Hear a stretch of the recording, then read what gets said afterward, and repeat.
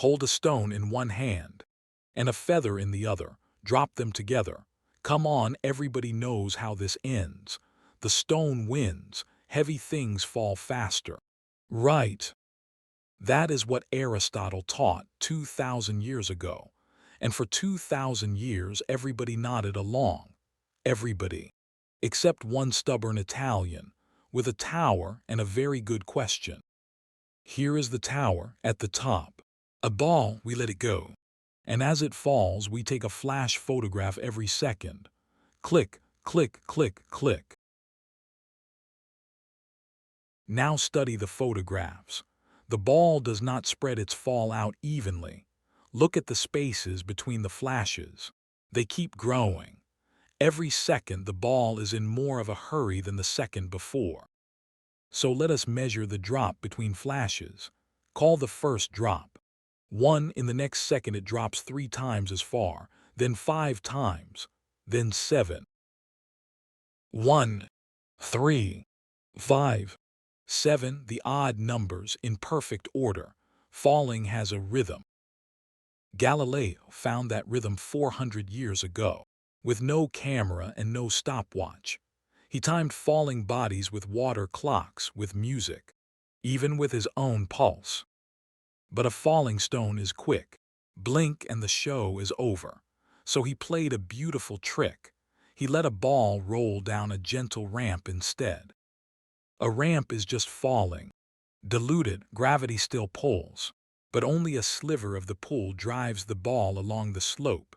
Same law at a gentler angle, slow enough to watch. And look, there is the rhythm again, equal ticks of the clock. And the spacings grow 1, 3, 5, 7. The rhythm does not care about the slope. It belongs to gravity. Now add the drops up as we go. 1, 1 plus 3, 4 plus 5, 9 plus 7, 16. 1, 4, 9, 16. Those are the squares. The total distance grows as the square of the time. The odd numbers were hiding a square all along. Put real numbers on it. After 1 second, a dropped ball has fallen about 5 meters. After 2 seconds, 20 meters. After 3, 45. Always 5 times the square of the time. And there is a simpler way to say all that. Forget distance. Watch the speed. After 1 second, it moves at 10 meters per second. After 2 seconds, 20. After 3, 30. 10 more every single second. That steady, patient growth in speed has a name. Acceleration. And this one is gravity's signature, 10 meters per second per second. Now wait, you say, what about feathers? Drop one. It floats down like it has all afternoon. Surely old Aristotle had a point. No. Watch closely. The feather is not falling slowly. It is being held up. The air is cheating. It drags on that big feathery sail far more than on a stone. So, take the air away, then what? There is a place with no air at all. In 1971, astronaut David Scott stood on the moon, holding a hammer in one hand and a falcon's feather in the other.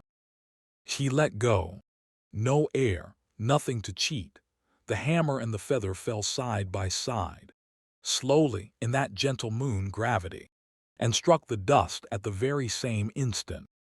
And Scott laughed and said, "How about that? Mr. Galileo was correct 400 years later, on another world." So that is the secret of falling.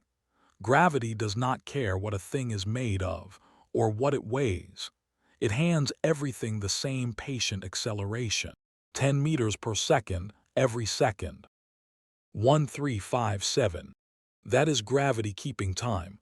And next time, we aim a cannonball at a monkey. For science. One last itch.